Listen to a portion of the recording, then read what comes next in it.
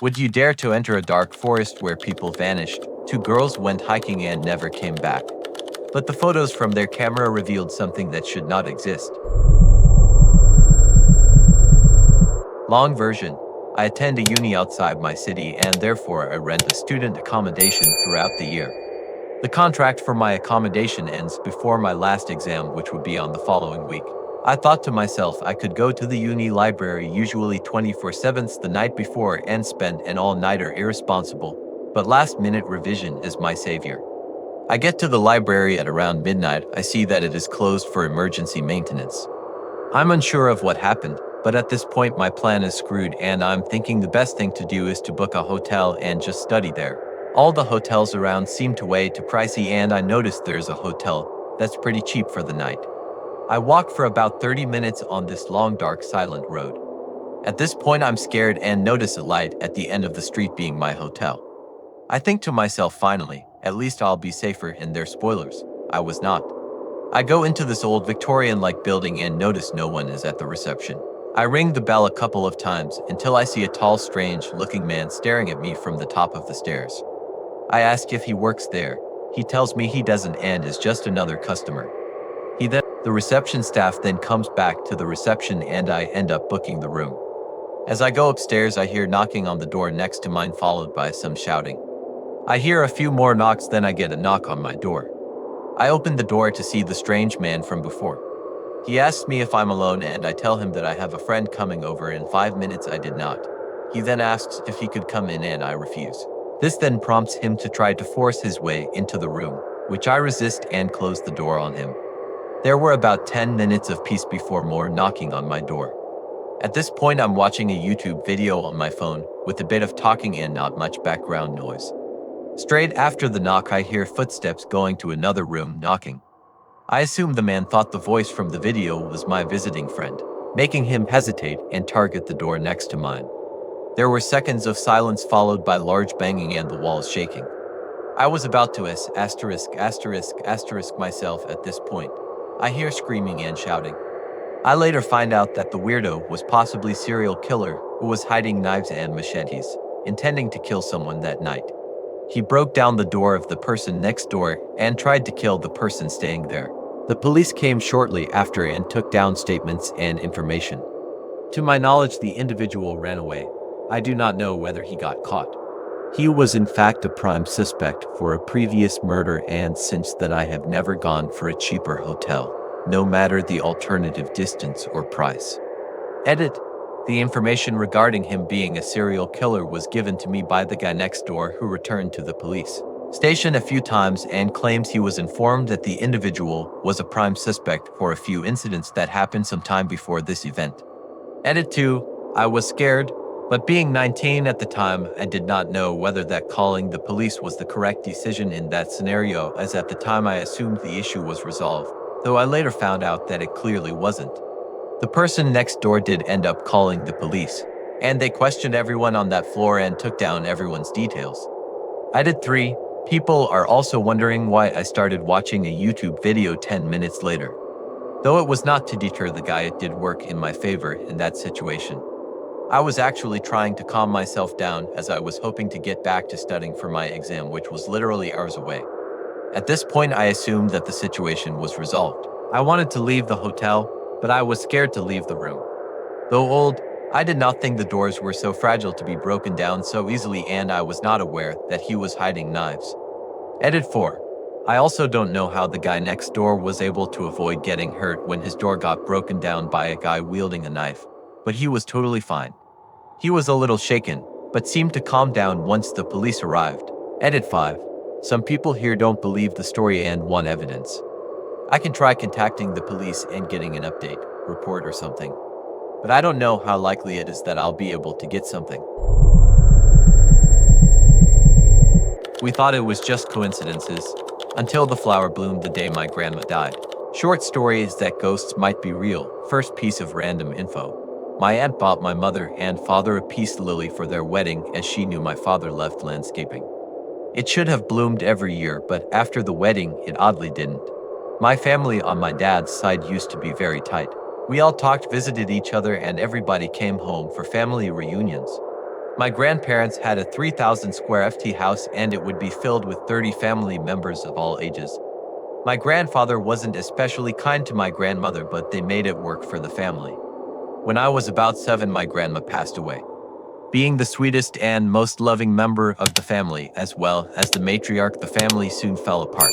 Some ended up on drugs, others moved away, and the family split into groups that they rarely communicated with any relatives outside of their respective group.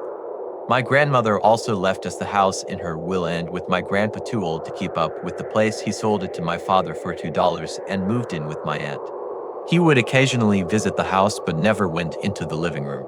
My dad noticed and asked him why he didn't go in there, to which he responded, "I don't feel right in there. Sarah, my grandma, watches me while I'm in there." Like I said, he wasn't especially kind to her, so it made sense that if he, though she was around, he wouldn't want to be around her spirit. We had never noticed anything before, so we dismissed him as becoming senile and thought nothing of it. Second bit of not so random info. The peace lily that hadn't bloomed since my parents' wedding also bloomed the day my grandma died and then went back to its routine of absence. So my grandfather over his years had multiple health complications, mainly heart attacks. After his third or fourth one in the span of a few months, it almost became routine. Around this same time, my parents divorced and my father moved in and began remodeling my grandparents' house, which also happens to mark the beginning of oddities we couldn't easily explain. The first being footsteps that my dad heard outside his bedroom on our wraparound porch when he thought he was the only one home. This happened two to three different times, and after the first, he started keeping my brother's rifle in his closet. The second thing he noticed was some coat hangers swinging violently on a laundry cart we kept in the laundry room. Again, with him being the only one there. We had two Dalmatians that would sit at our feet while we watched TV at night, but every so often they would jump up and run behind the love seat and growl with their hair raised at the top of the stairs. The back of the love seat faced the exit of the living room, which was also the base of the stairs to the second floor. At one point, we had the basement finished and turned into a workout area. My dad had a friend staying with us who was struggling with a divorce as well. At the time, his daughters were visiting and both of our parents were getting groceries. Since I was the oldest, I was left in charge. After pulling my headphones off during a workout, I heard the youngest daughter running in the room above me, which would have been my dad's bedroom, on the first floor. I went up the steps to tell her she shouldn't be in there and shouldn't be running in the house at all. Only she wasn't there. I went to the second floor to find my brother and both daughters playing rummy in the den. When I asked her if she was running downstairs, she told me she wasn't and that they had been playing cards the past 45 minutes. My brother and her sister both said that was true. Things got kind of quiet for a while until my brother and I came back from visiting our mom, and my dad asked us if we had stopped by over the weekend. We hadn't, and he told us that he had vacuumed the office upstairs and pushed the desk chair in under the desk. When he came home from work, he found the chair facing the windowed door to the upper porch with the blinds pulled open. My dad always closed them.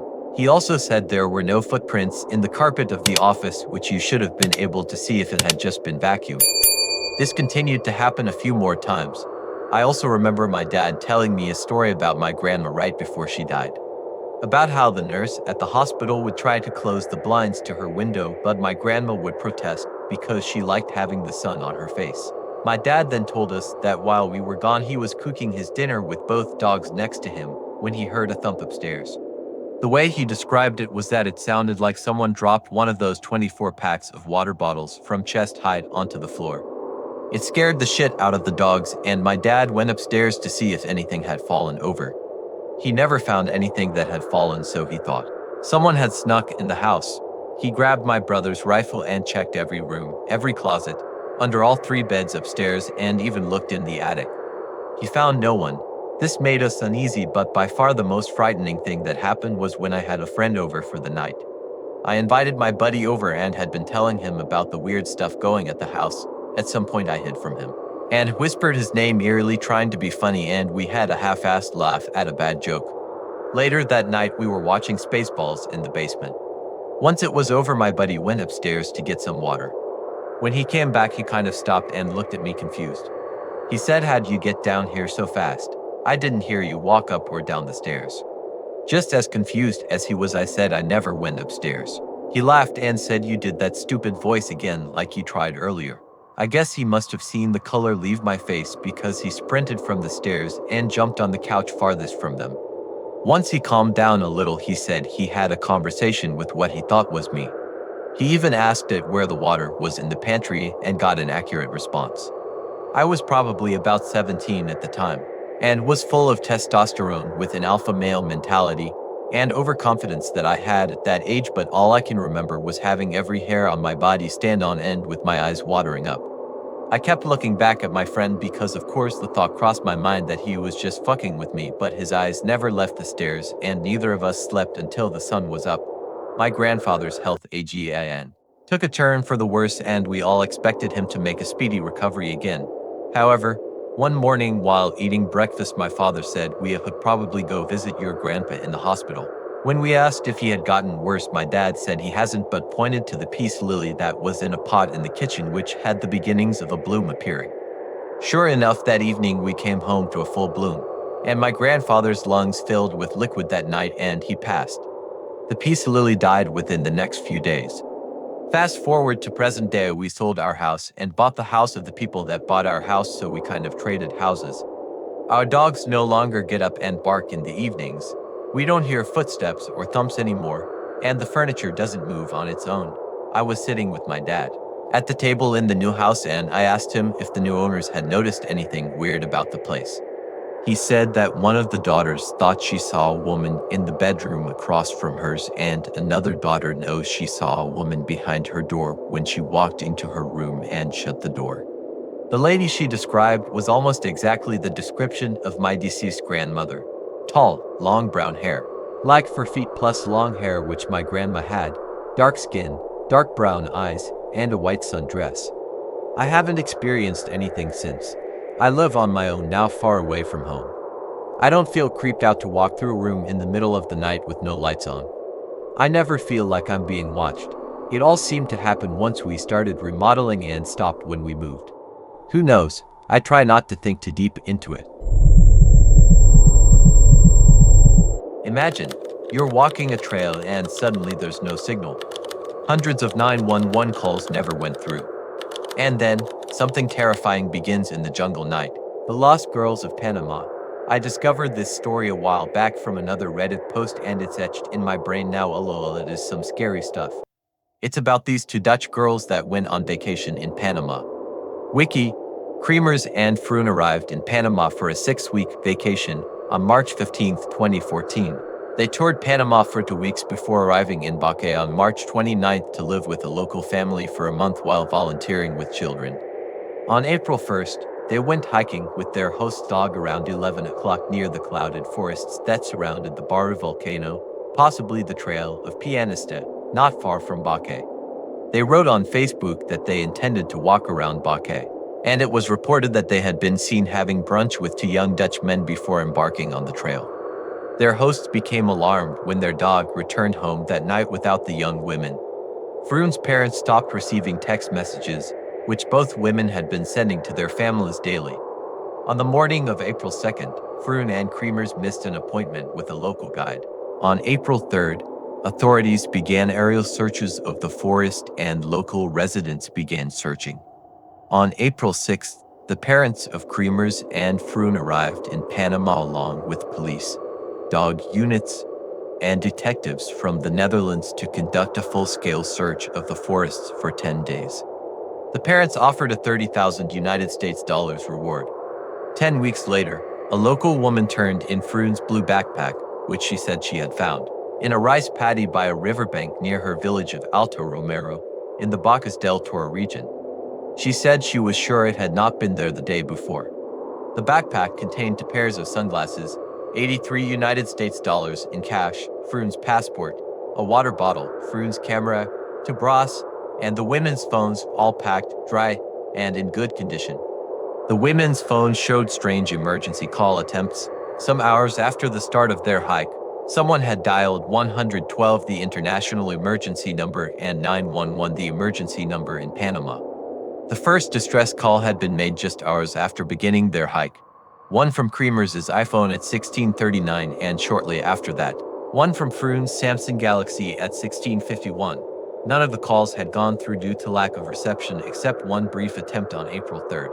That call lasted for a little over a second before breaking up. After April 5th, Froon's phone battery became exhausted after 5 o'clock and was not used again. Creamer's iPhone would not make any more calls either but was intermittently turned on to search for reception. After April 6th, multiple attempts of a false PIN code were entered into the iPhone. It never received the correct code again. One report showed that between the 7th and the 10th of April, there were 77 emergency call attempts with the iPhone. On April 11th, the phone was turned on at 10:51 and was turned off for the last time at 11:56. Froon's camera contained photos from April 1st suggesting that the women had taken a trail at the overlook of the Continental Divide and wandered into some wilderness hours before their first attempt to reach 911.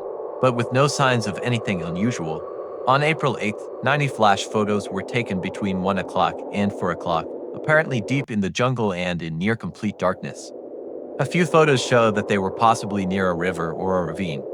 Some show a twig with plastic bags and candy wrappers on top of a rock. Another shows what looks like toilet paper and a mirror on another rock. And another shows the back of Creamer's head, with what looks like blood by her temple. The discovery of the backpack led to new searches along the Culebra. Creamer's young shorts, zipped and neatly folded, were found atop a rock on the opposite bank of the tributary a few kilometers away from where Froon's backpack had been discovered, although later, witnesses would claim the jeans were not neatly folded but found in the river itself. 2 months later, closer to where the backpack was discovered, a pelvis and a boot with a foot inside were found.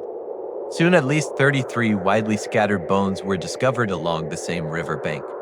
DNA testing confirmed they belonged to Froon and Creamer's. Froon's bones still had some skin attached to them, but Creamer's bones appeared to have been bleached. A Panamanian forensic anthropologist later claimed that under magnification there are no discernible scratches of any kind on the bones, neither of natural nor cultural origin. There are no marks on the bones at all.